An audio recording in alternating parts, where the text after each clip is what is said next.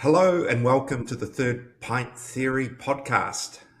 You're with myself, Michael Donaldson, as always, and joining me, Martin Bridges, the beer bigwig. Martin. How are you? We're doing a rare morning recording. We are. Busy schedules, I guess, but Yeah, absolutely, absolutely. Beers to be drunk, yeah, people to be yeah. spoken to. I'm good. I'm good. I'm very disappointed that summer appears to have ended rather abruptly, and Oh yeah, yeah, it's a bit chilly up here in Auckland.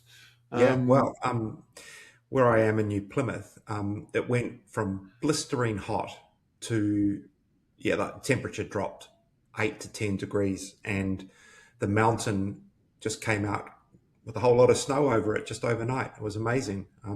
Yeah, it really was autumn. Autumn arrived, yeah, but came in a bit of a rush, which is I mm. was a bit disappointed about. I was quite enjoying sitting out in beer gardens and enjoying beers outside. But maybe Yeah. there'll be dark beers around the fire before we know it.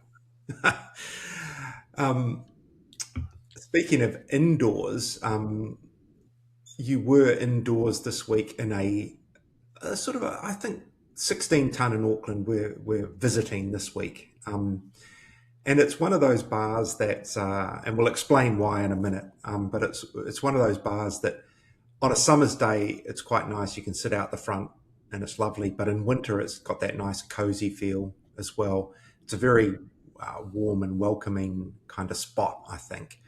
But tell us, Lots of dark wood and copper. yes, dark wood and copper. That's the vibe. Yeah.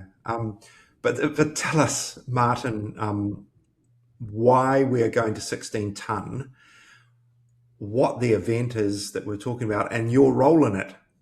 Yeah, so there's a couple of reasons for going to 16 ton. Really, I would say it's quite possibly the leading freehouse type venue in Auckland. That over the years we've kind of seen venues come and go, but it's been around for quite a while. 19 taps, I think, and a couple of hand pumps. But the reason for going now, kind of thing, was to talk about the Rare Beer Challenge. So this is the sixth year of the Rare Beer Challenge, which Mm, started at Fortune Favours, the dear departed Fortune Favours in yes. Wellington in 2021, and it's a great competition, I think, really, because it it is it always produces some interesting beers, but it raises funds for a great cause, which is Rare Disorders New Zealand, which is the Yep. umbrella organisation supporting a lot of charities that uh, help people who have rare disorders. Yeah, which don't often fall into the sort of normal system catered for treatments and Yeah, funding and what have you. Yeah. Um, yeah. So it's a great cause, and it's not just a straightforward beer competition. I think is that's what I like about it. It's like well, yeah. part of the I was judging going to say, criteria. oh, sorry, before you go into the judging criteria, I didn't mean to interrupt, but I did want to say that it is one of the only events now where people get to be, and I use this word in the fun, kind sense, but absolutely stupid. And, Yes, um, yes, there used to be a bit more of an outlet for that around Beervana yeah, with kooky beers. But here, this is like just let your imagination go and come up with the weirdest thing you think can work. But it's not just about how weird it is and what it tastes like because it has to fit into some other judging criteria, right? yeah.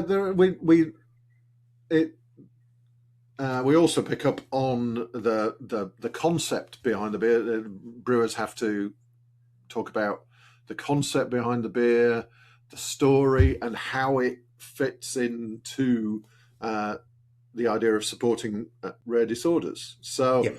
um, it's. I was having a look back at some of the past winners, and there's some doozies in there.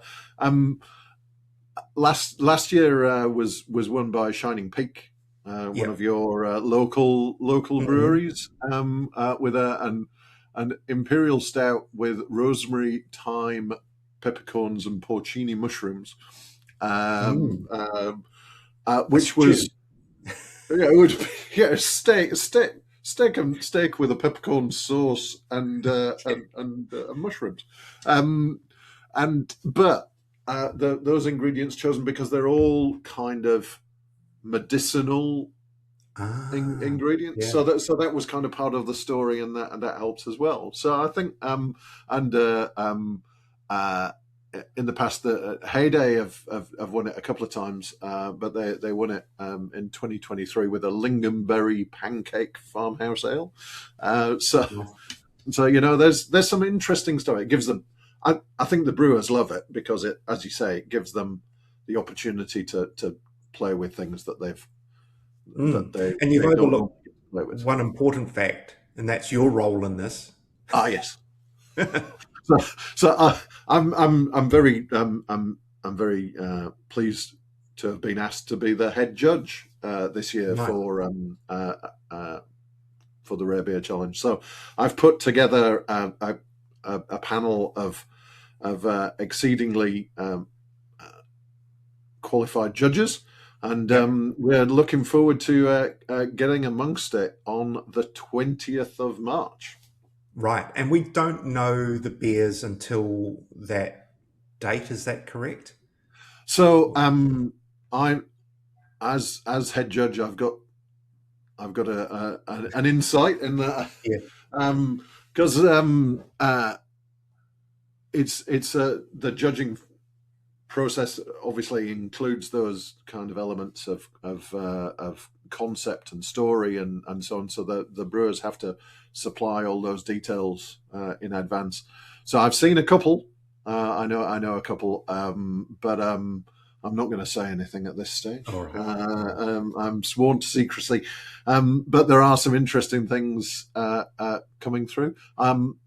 It's it's a really exciting event, and so it will. In the past, it was obviously hosted out of Fortune Favours in Wellington, and for the last couple of years, 16 Ton acted as a satellite bar, Mm. um, uh, and you could get some of the beers at 16 Ton in the last Yep. couple of years, I think. And this year it's kind of flipping around a bit the other way.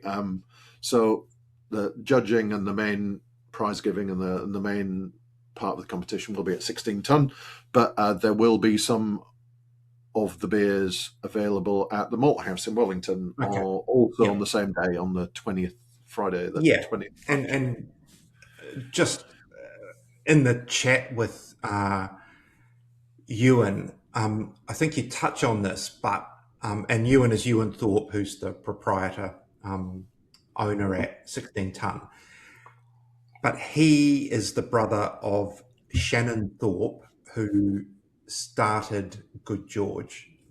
Sorry, worked at Good George and then started Fortune Favours. And so Shannon's had a long history in beer. Ewan's relatively new to beer, and as we'll find out in the podcast, I won't give too much away. He's had a kind of a varied and interesting career. Eclectic, I think, is Yeah, the yeah, but which does include that kind of remarkable role that he like he was on Team New Zealand on the land side of the event at the America's Cup in San Francisco. yeah. Um, so he's a sailor. Kind of that's his passion and his hobby, and he has worked in that area. And so, in conjunction with the Rare Beer Challenge, there's some sort of regatta on, as I understand. some, Yeah, he's putting together a charity regatta to also raise funds for rare disorders. So yeah, there's a you can kind of buy a boat, rent a boat, I yeah, guess, and put a team together, and they've got skippers and stuff who provided, and you can put people on a boat. I can't remember the exact date of that. I think it's a week later, but It yeah, is. I think it's close. It's close by. It's kind yeah, of midweek. Um, and so yeah, that'll be interesting as well. yeah, yeah. I think And it's going to be a great event. it's good that it's a week later. When I first heard about this, I had visions of like rare beer challenge, and then people going sailing on the Waitemata, and that Yeah, yeah. may not have been a Yeah, good that result. could have been quite messy, especially since it seems from the past that people quite often go big on these rare beers. Okay, In terms of, so last year it was an 11% imperial stout. There has been a 34% beer entered in the past. So yeah. I know that Ewan is hoping that there are not too many of the high strength beers, because I know that they take a while to sell over the bar. But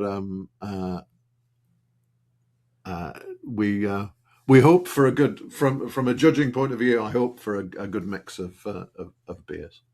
I Yeah. think it's worth crossing over to your interview with Ewan at 16 ton now, and and it's good. We're not talking just about the rare beer challenge, of course, but also there's a bit of a state of the industry in there, and I think he's in a good position, Ewan, to sort of judge what's happening, and being in New Zealand's biggest city in a waterfront-ish location, selling, the high-end craft beer products, if you like, including that, amazing fridge that he has with Yeah.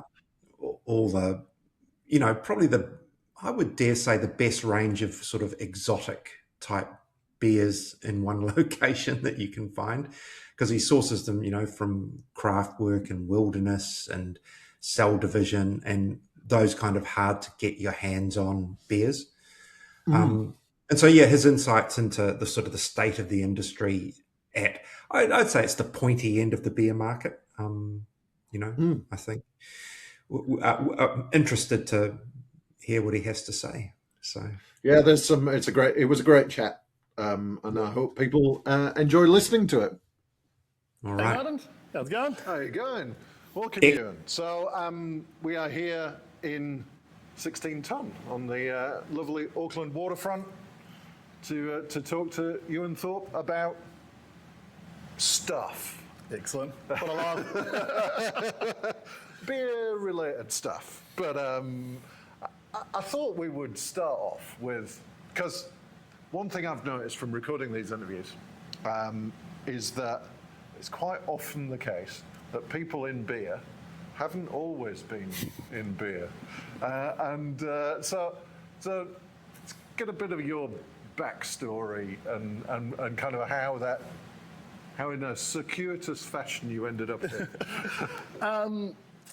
Well, I like to think I'm the one that makes up the averages. They say, what is it, 7 or 9 jobs most people have. I reckon I'm up to 19 or something. I've been here, there, and everywhere. Always loved my home brew, and have always loved people. So I had some good friends, well, brother and a mate, who both also had hospitality businesses, and they're actually shareholders to start with when we first purchased 16 tonnes. So it guided me on my way. How I got 16 tonne, I still pinch myself and don't really know. Heard it was on the market, thought I'd check in and see what that sort of that star in the sky was going to be to be the owner of 16 tonne and sort of take on its mantle and move it forward. And obviously COVID and everything like that, and Richard McCabe from Showcase Hospitality retiring, things aligned. My mate Trav from Fantail Turtle and Shannon Fortune Favours helped me out, became shareholders, and then the bank finally decided to give me some money, and managed to give them their money back and carry on as it's mine. And that's awesome. But let's talk about some of those 17, 19 jobs, because there's some doozies in there. There's some, you work for some interesting organisations in the past. Yep. Oh, geez, how far back do I start? Paper run as a boy, working at the Fun Station, which was like a kids' entertainment venue. Worked at Fuller's Ferries, where they called me a go-getter as a young lad after school, stacking the freight boxes for the Great Barrier Ferry.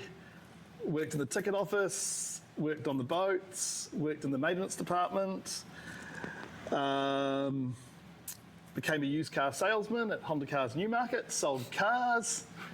Went to England, sold furniture and ran the warehouse delivering the furniture that we sold. Started, then got a job in Greece and became a flotilla skipper. Then became a flotilla area manager. What was it called? Oh shoot, I forgot my job title there. That was a doozy. But yeah, looked after. Was the first one to do a new area out in Greece, and then got the job of managing that area. What did I do after that? Came back, did some rigging out at Half Moon Bay. Worked for Team New Zealand at the San Fran America's Cup as their storeman. Came back, sold trailers and outboard engines up in Silverdale. Then misapplied for a job and ended up getting it and became a formwork consultant and worked in construction for 8 years. For 8 years for a job that I didn't think was ever gonna, what it was until I walked in, but first day on the job, learned what formwork was and carried on from there and then brought myself a bar. Obviously, yeah. It's the logical progression. I like to think I'm now an accountant doing the books. Yeah. So, Team New Zealand must have been a bit of an experience. Yeah, that was really cool. Great bunch of guys. Common focus. Just doing something cool. Worked your ass off. Massive hours, but like. Never been with a bunch of people that no was ever an answer.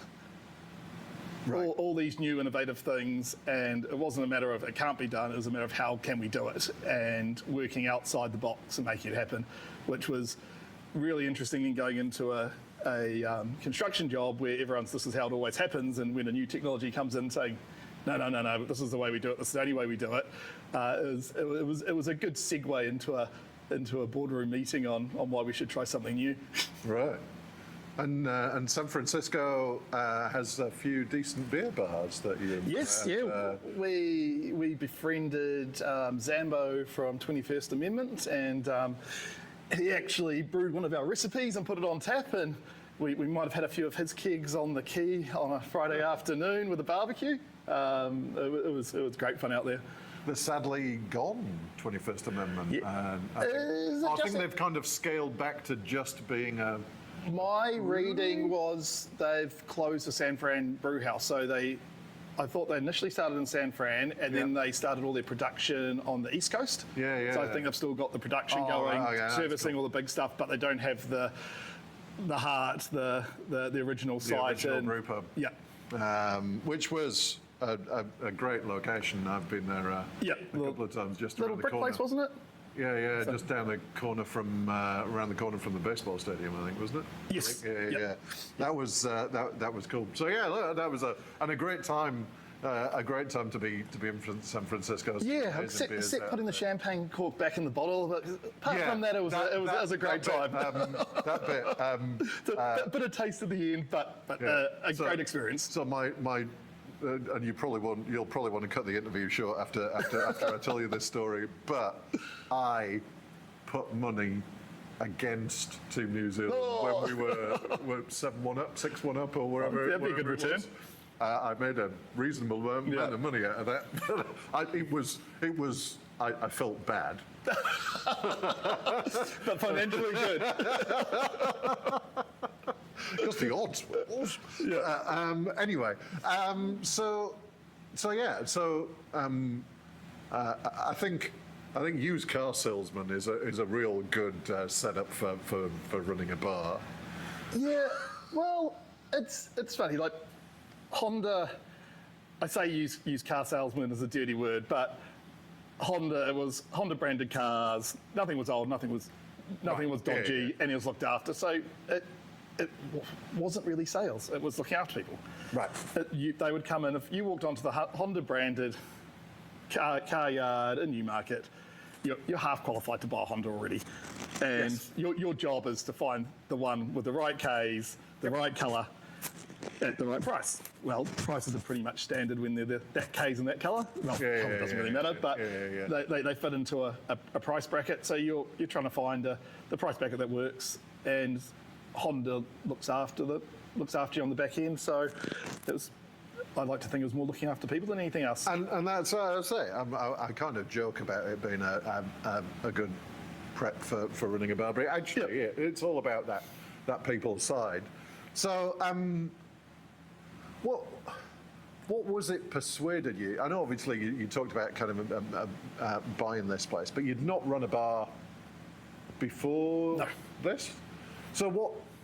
And this, for those of you who are listening to this podcast who don't know where 16 Ton is, 16 Ton is near the waterfront in Auckland. It's a pretty high-profile site. There's a lot of tourists. I would say around here. It's not a quiet backstreet boozer. What made you think I can make this work?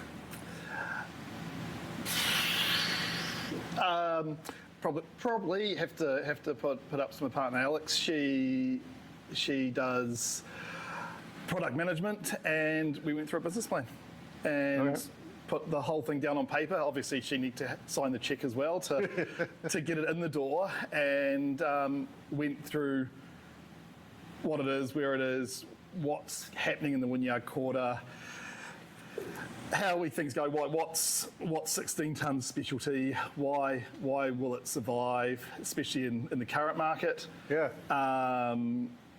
Obviously the growth still in Wynyard Quarter. I think when we were looking at it, 60% of the development that's going to happen, I think we're 15 years through a 30-year plan. There's still another 40% to come. Right. So there's going to be more people, there's going to be more businesses in Wynyard, so it will be a nice place. It's been done well. We've got the nice couple of streets. Yep. It attracts a very good clientele. Yep. We get very little problems and things like that. So it was just winding all those things together to make sure we thought it was going to be a sound financial decision. Yeah.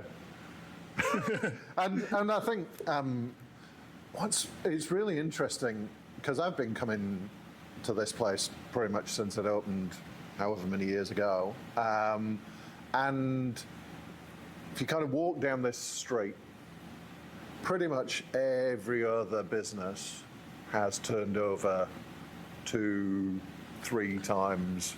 I think us and Badoozy are the only original. Yeah, I think so.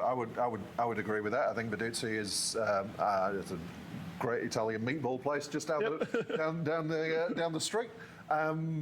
But yeah, every other place, I think, has turned over. So for this to maintain that is a testament to.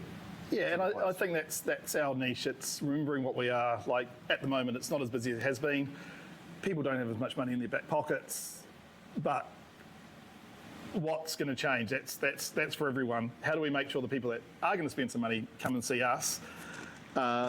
If we go more RTD focused, more wine focused, do we lose our identity? Like, if we can make the box bigger of people that drink here, absolutely fantastic. But we can't do it with losing what we've got. So there are times people come in wanting their cocktails and things like that, and sorry, that's not us. Next door does it better.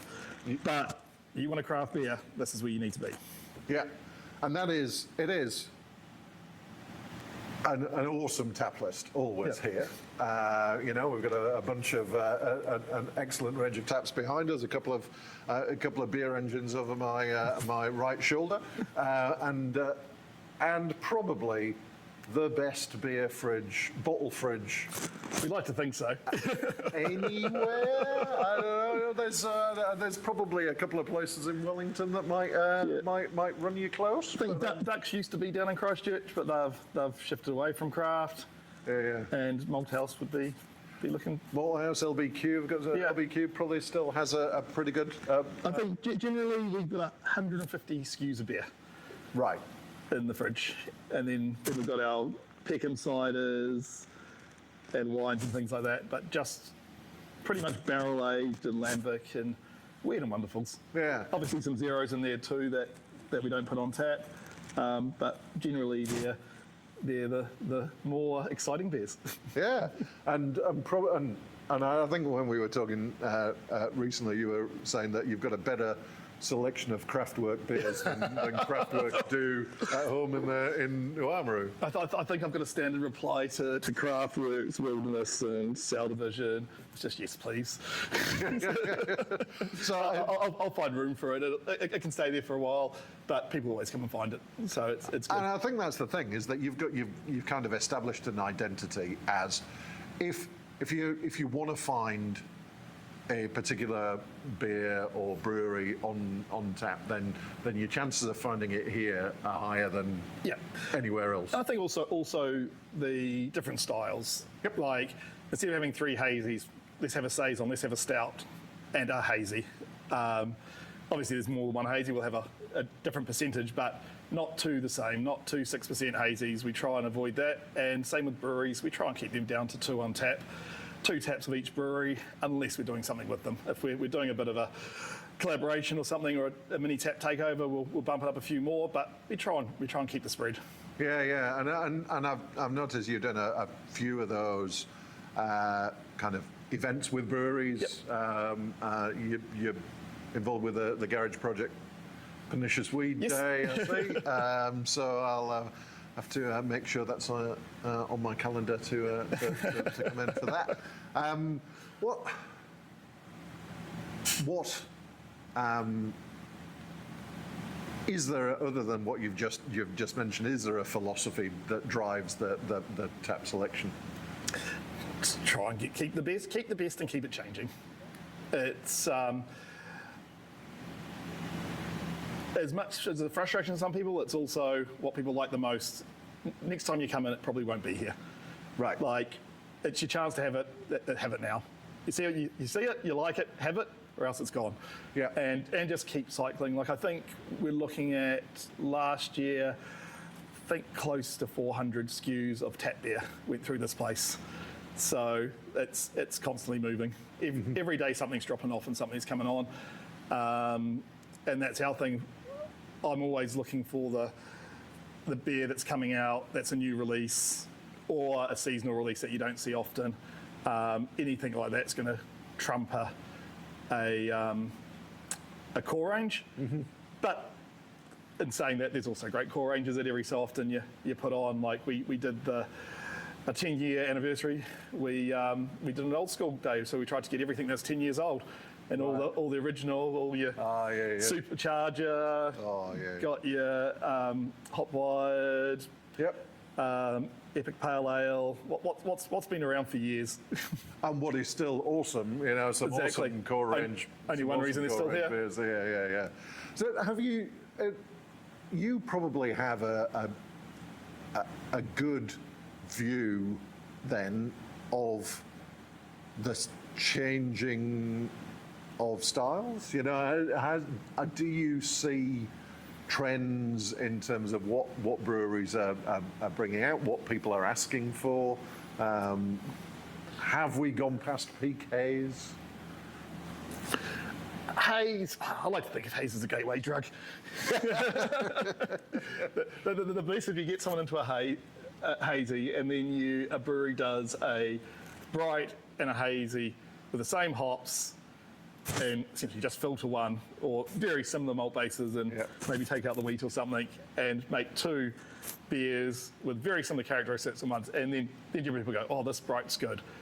But the problem is, if you make a bad bright, the haze doesn't hide the sins. Yeah. So a haze is always going to be your safe option. If your ear's not to the ground and you're not chasing that best beer every time, well, you probably are chasing the best beer, but you don't have the time to do the research, a hazy is a good option. Yep. You're going to get a very fruity drink with not any bad qualities to it. A bright, if you get a good bright, it'll just be a level better, but it could be a level worse too. Yeah. On styles, I would say ABV dropping a little bit. Yep. Helps the breweries out if they can get down to excise. Absolutely. The next level of excise down, they can produce a bit cheaper, so we can sell it cheaper. Also, just corporate responsibilities and things like that. We're obviously a lot of corporates around us. We'll have certain ones that will stipulate a maximum percentage that their team can have on a staff party. Right. So instantly, when I know that's coming up for Christmas, I'm trying to get my IPA to under 6%. So then, when they say nothing over 5, I can sell it to 5 It has something. a 5 in it. Yeah, exactly. There's always ways we can manipulate these things, but how can I give them a good range and then give them one as close to that upper threshold that they're allowing, and then bring them in a lighter one in the pale ale section, so that they've got 2 choices, so I'm not really limiting what they get, so they still get the full experience of 16 tonne. Zeros have definitely changed a lot in the last few years, but I think old Grant from State of Play, his last write-up said it the best: people are after flavour. Yeah. And alcohol gives you flavour. So when we're losing alcohol, how are we getting the flavour? So produce a good 4% pale ale, it's awesome. Yeah, but a lot are lacking. So how do you get into that market and as low as possible, but as much flavour as possible? Yeah, I think so. I think it's The unicorn. It is absolutely. It's, if you can nail that, I think that I'm always been a huge fan of a good pale ale. And Yep. if you can nail a good pale ale, it's like I suspect it's. I grew up in the UK on like 3-4%. I was going to bitters, say, you know, a nice bitter, but we're just not a bitter crowd. The No. New Zealanders, we put them on, they're good. There's certain people that love them, and we always move them. Like I think we've got a real nice bitter from Twofold coming out soon, a 3.8, which it's right in that nice low one, which will be great. Yeah. But being that darker, it'll limit. People will have their hazy, they'll have their lager, especially in the sun. Yeah, it's interesting. I do like the fact that I can come in here and get a saison and get a stout, because they are Harder to find. harder to find because they're harder to sell. The thing is the problem. And it's that risk too. You've got, like, we've got 19 taps on the back wall. You don't want them sitting there long. Like, we want to churn our lagers and our IPAs in a week. Like, you don't want anything more than that. Stout, you can go longer. Wheat beer, you can go longer. Yeah. But I notice here, because everyone's used to our constant evolving tap list, if that's up there for a long time, it slows down. Because people go, That's been there too long. Even if I get 2 of the same keg, that second keg just dies a death, because everyone's going, oh, that's been up there a bit long, I'm not going to try that. Even though it might be a nice fresh keg, everyone's used to the cycle of our tap list. Do you have a lot of regulars? Yep. I would say 60-70% of our business. Right. Okay. Yeah. And do you think a lot of that is corporate? Oh, obviously, you've got ASB kind of directly upstairs, and 50% of our turnover is after work drinks. right, From 4 till 7 o'clock, it's 50%. right. So it's definitely the local corporate is our big one, and then probably lunchtime might be a 20% or 25%, and the rest is late night and that gap in the middle between lunch and dinner. Yeah, the people who didn't bother going back to The ones that had a good long lunch. Oh, I miss those days. And as I expect, given you've got kind of the Park Hyatt just down the road, you probably get the odd famous. We do. Bit of trade. I think my favourite one so far is the guy said, we had a guy come in with security detail, and the next minute saw in the news that the Czech Republic president was in town. It popped in for a crafty before his first day on Sunday night. Oh, nice. I remember a couple of times getting a message from somebody saying, I'm down at 16 ton and Jason Momoa's in. It's like, it sounds like he kind of made this his local. Yep, no, he's made it his home when he's in town. He's been great for us. He did his advert for Guinness here as well, which is online. So that's always good. You can see me put a dent in my door, but that's all right. We'll let him get away with that. Got a bit excited on one of the openings, on one of the scenes. But no, that was also a great fun day. Just seeing how that works and what was involved in that ad was truly incredible. It was next level. The amount of people and things that went into a very short little 2-minute ad is pretty impressive. It's slightly more than going to the production of. You need to lift your game there, Martin. Yeah, maybe we could get him to kind of put it as a stand-in, you know. So I think we spent half the day just doing the lighting in here. What do you see in terms of, obviously, you said that Wynyard Quarter's still evolving. You know, there's a bunch of stuff still to come in here. What do you reckon? Because they're talking about redeveloping some of this area around here. Yep. As well. So in front of us, there's a pavilion and there's two sort of steel structures that have got hospo in them. The two steel structures are going. The pavilion's still staying because that's a historic boat shed. On both sides, councils sold a 100-year lease to, I think it's Stride Group. They're currently doing a plan and on getting resource consent, then that contract goes live. So it sounds like 3 levels, hospitality on bottom and probably be office space on top. So for me, that's fantastic. That's another 2 levels of people working around here that hopefully we can have a bite of and see if we can make us their local as well. Obviously, one New Zealand building opened end of last year. That was one. Still a few big car parks there that are going to be redeveloped. The point has all been dug up and decontaminated, and that's going to be turned into a big park. A little bit of it is going to be more buildings, but they haven't decided what those buildings are going to be, if they're going to be apartments or more commercial. But there's another bunch of 10 stories or something like that in that space. But generally I'm guessing the bus depot down there, there's a big block of land, something will go there eventually. Just more of what we've got really. I think it'll be either business the whole way through or some hospitality on below or commercial down below and either residential or office space above. I think it's certainly it's sounding positive. What about the kind of the industry in general? Because obviously, I think you've touched on earlier that it's tough. Like the people have got less money in their pockets, and the price of going out is going up. Where do you think we are if there is a cycle, where do you think we are in that? I think we've hit rock bottom, but I don't think there's a quick way out. You fall off a cliff, you walk up a hill. Right.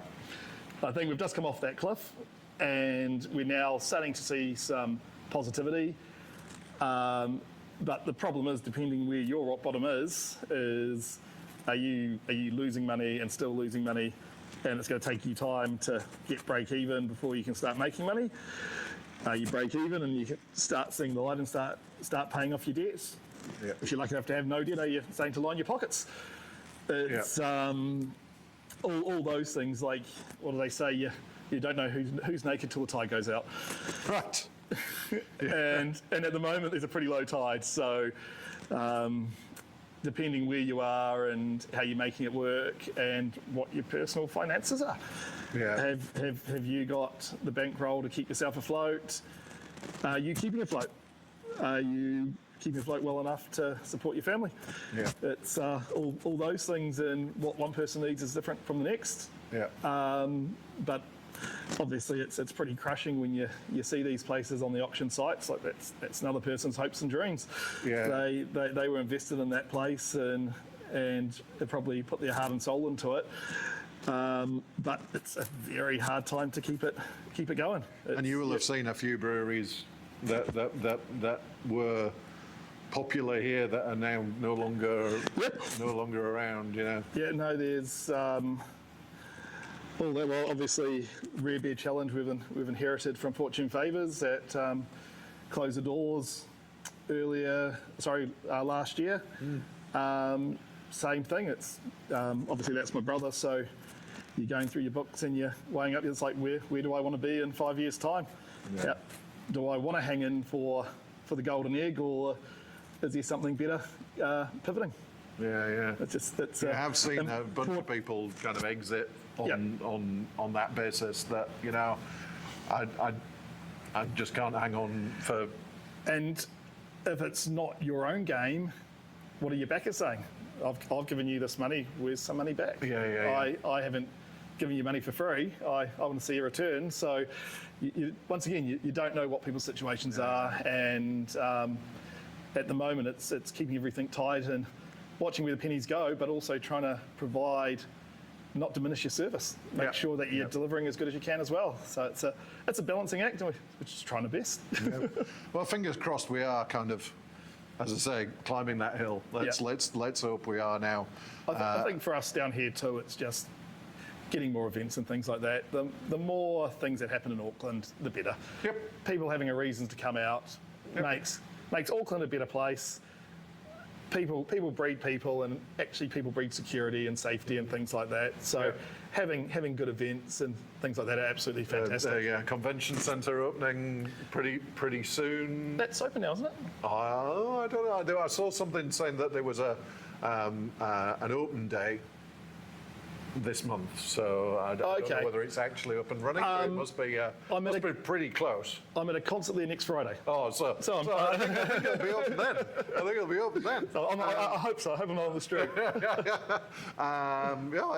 And hopefully, as I said, City Rail Link later this year will help with some of that. So I think there's a good segue, because we were talking. You mentioned briefly the Rare Beer Challenge, and. Why don't you tell our listeners what that is and why it's here? Rare Beer Challenge. So I think it's the 4th or 5th year. It'll be our 3rd year we're involved. We've been the satellite bar for it up in Auckland for the last 2 years. But Fortune Favours started in conjunction with Rare Disorders. I think it started by doing a karma keg. A rare beer for a karma keg, and a lot of the Wellington breweries jumped in behind, and then it became a contest. It's nothing great when I want to do it better than you. And since then it's evolved. Had its challenges through COVID, like everything has. Fortune Favours closing down, and we've jumped on board and taken it on. We're still going to be in Wellington. Malthouse has taken the reins as the Wellington satellite. So we just flipped. So the switch. The home base here in Auckland and the satellite down in Wellington. So essentially, the breweries have to create a rare beer. Interesting. We've got Martin as our head judge. Main goal is to see how much we can raise from Rare Disorders. give them as much awareness as we can, and hopefully a nice fat check to help them do the good that they do. Yeah, I think they're an awesome organisation. Who do a lot for people with rare disorders around New Zealand. Kind of some of the ones sometimes that slip through the cracks a little bit and don't get quite the resources that some of the larger things. So they're the umbrella charity for all the rare disorders. Like there's like someone that's one in the country that has something. Yeah. So they encapsulate it's hundreds of different groups they look after, but obviously they're so small by themselves. They need an umbrella to front them as a whole, to advocate to the government and things like that, to try and make sure they're getting the help that they need. So they do a fantastic job, like all charities, and so obviously we can help them out. We've got that. So we'll have 16 beers up here in Auckland. We've got the big boys like Panhead and Garage Project, and down to some little guys like Beer Engine, Roots, Alibi, Twofold, and everyone in between. Shining Peak that won last year. Got Urbanaut. We'll keep going. Yeah. So look, as you say, I will be the head judge for that, and I'm really looking forward to that range of beers. And we've got a good bunch of judges, highly experienced judges, lined up to tackle those. What sort of obviously we don't know yet what all these beers are going to be, but what kind of things have come through the Rare Beer Challenge in the past? I think the one that stands out for me, I think it was what was it? It was a beef root stew brown ale. But just something quite fun, like just savoury, and it actually worked well. Right. It's it was a great one, but it's once again probably not a Kiwi's favourite. I love an ale. I love a brown ale. I love a bitter, and it resonated with me. But I also think just the tap badge with all the carrots and celery sitting on the front of it just it made me laugh. I thought, I've got to try this. But that's the best thing about it. You might not like them all, but you want to try them all. It's something different. You're not going to see it again. It's a good bit of fun. And I think it's a great event because it raises awareness and money for a great organisation.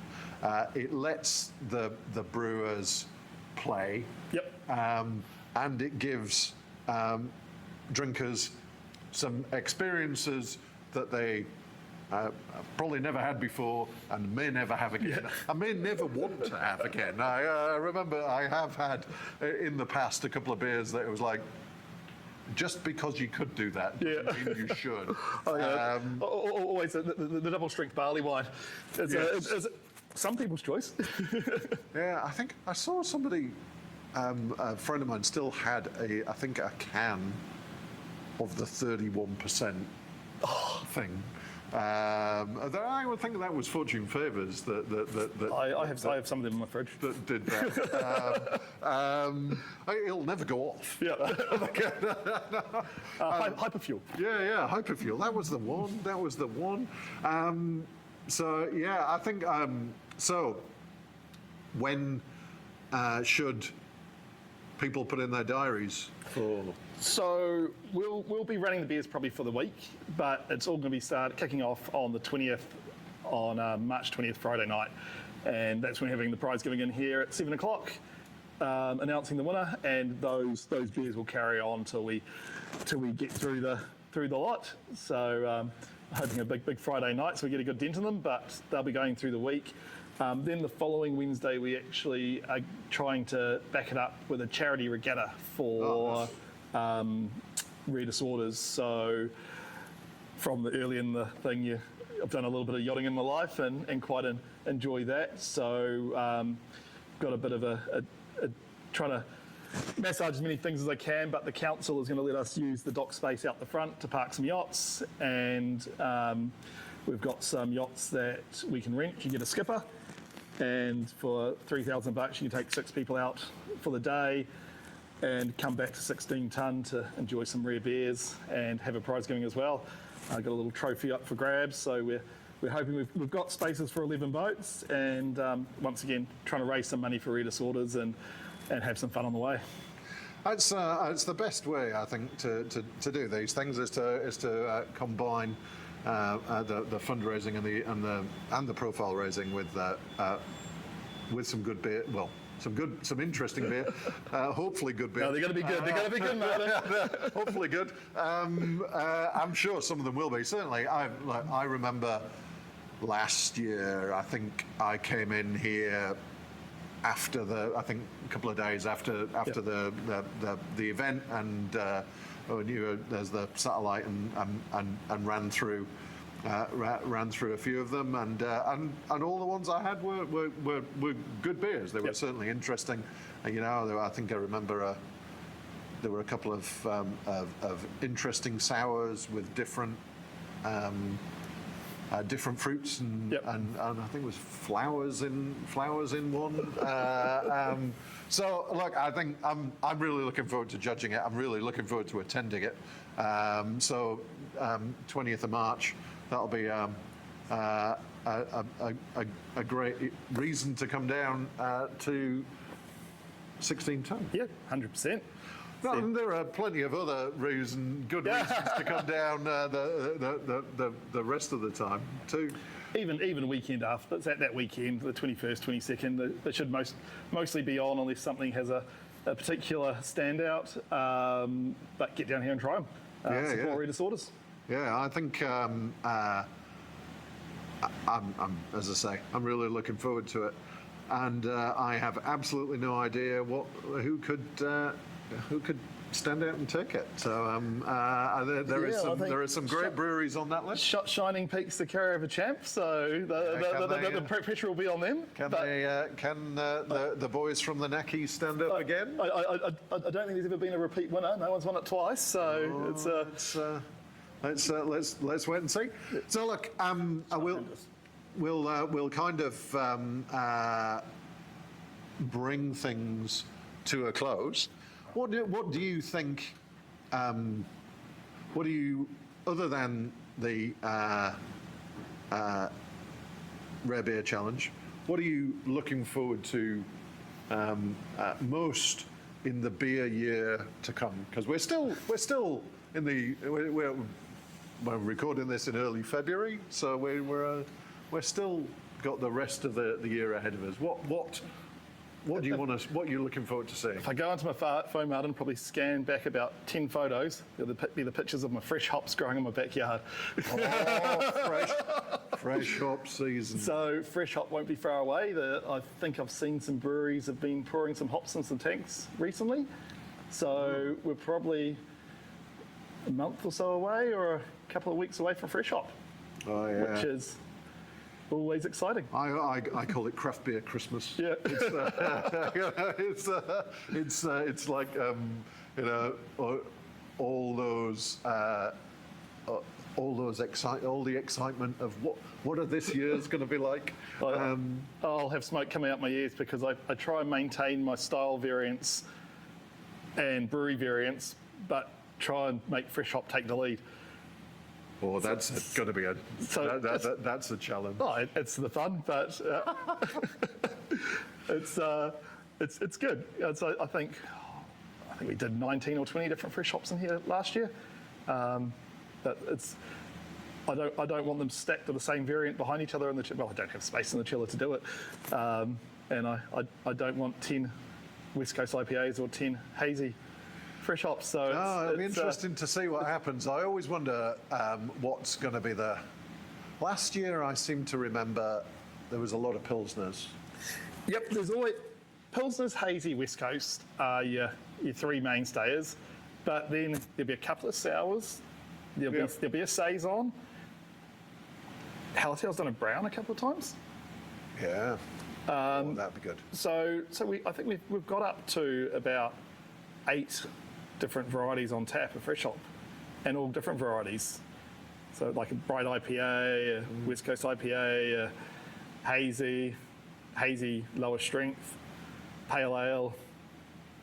So it's good times. Oh yeah. So I think I think that's really not that far away, is it? Either I think we'll kind of come straight out of rare beer time into fresh hop time, and life as a beer nerd in Auckland will be It's great. will be awesome. And it's also good, just lasts for a month because the new one comes out that you haven't tried yet. So you just have to go out again. Yeah. Great problems to have. Absolutely. So look, I really appreciate you taking the time to sit down with us. No problem, Martin. And say I'm really looking forward to the Rare Beer Challenge. I'm looking forward to Fresh Hop, and I'm looking forward to climbing the hill away from the cliff. Exactly. Excellent. Thanks very Right. much. Amazing. Thank you, Martin. All the best. Excellent, Martin. I really enjoyed that. Good insights, and I think you got a good line out of Ewan that probably could be more widely used to describe the state of the industry. The falling off. Fall off a cliff and walk up a hill.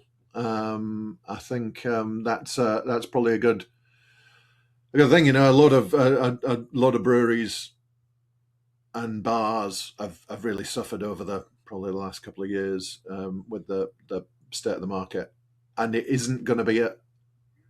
not going to be a fast recovery. I think that's what that's all about, really, is that you kind of you have to slog your way back up that hill, and hopefully we're on that path now that things are improving. He is the second or third person in recent times that I've heard kind of say, yeah, that's it. It's bottomed out in terms of that hospo side of things in particular, not necessarily beer as a whole, because we did have last week the Stats New Zealand release on the beer available for consumption in New Zealand, which showed a 10% drop from last year. But last year's data was overinflated, I think. It was a bit weird last year. That last year's spike was odd. I think it was probably something that couldn't be said at the time because I don't know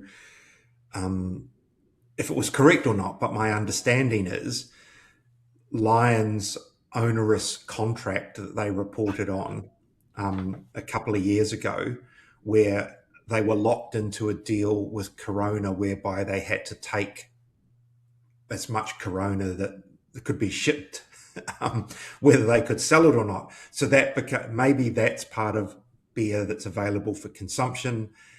Doesn't necessarily mean it got consumed. And of course, Lion are now out of that contract, and it's been picked up by Hancock's, who now, which is a big deal for them because Corona is still huge.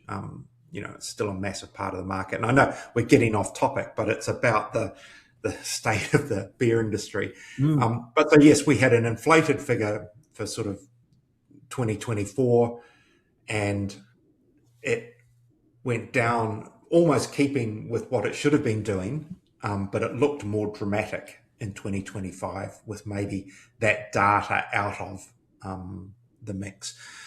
Because I think someone said to me that at its peak, Corona was responsible for about 10% of beer in New Zealand at its peak. That was when it was the number one seller a few years back. So it does count a lot. Yeah.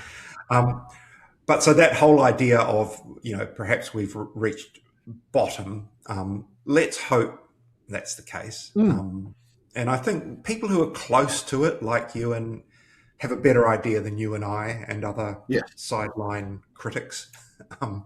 They're in the thick of it, so they know. I know he said that their kind of December trade was very good, was strong with corporate.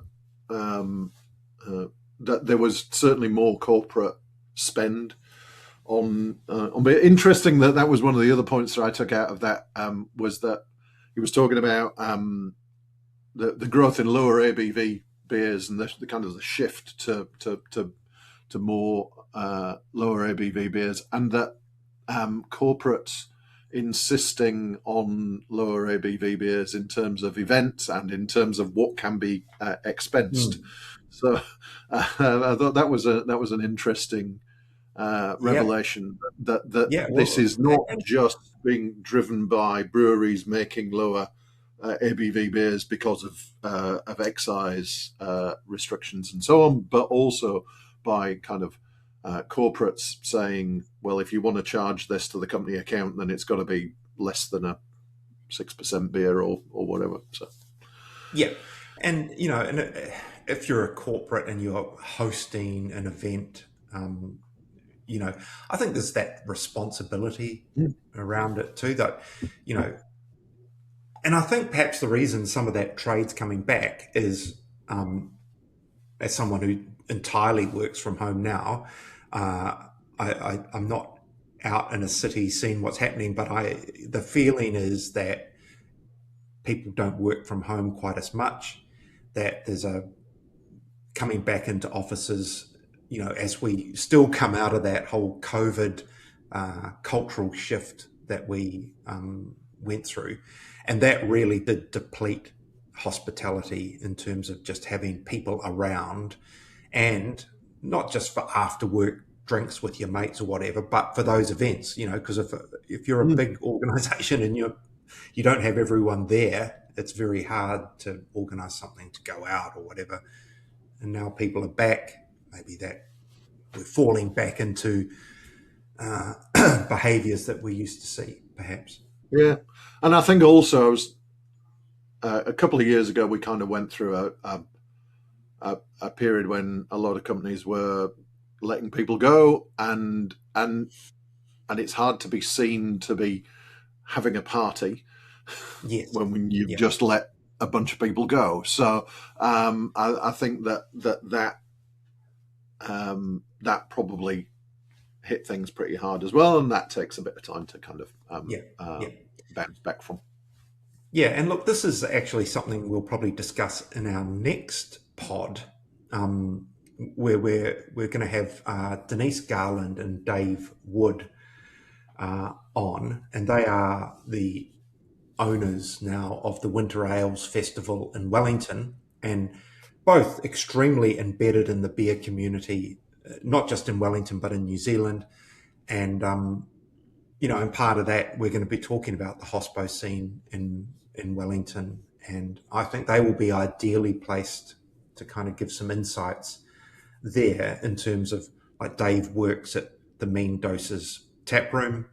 They're hosting a festival in the capital, and so I'd be really interested in their viewpoint in Wellington in particular, because I don't know if it would be, what do they call them, bellwether states in American elections, Wellington could be a bellwether city, because it is the still craft beer capital, and a lot of what happens in Wellington still determines kind of a wider fate, because they do drink a lot of craft beer there, or had.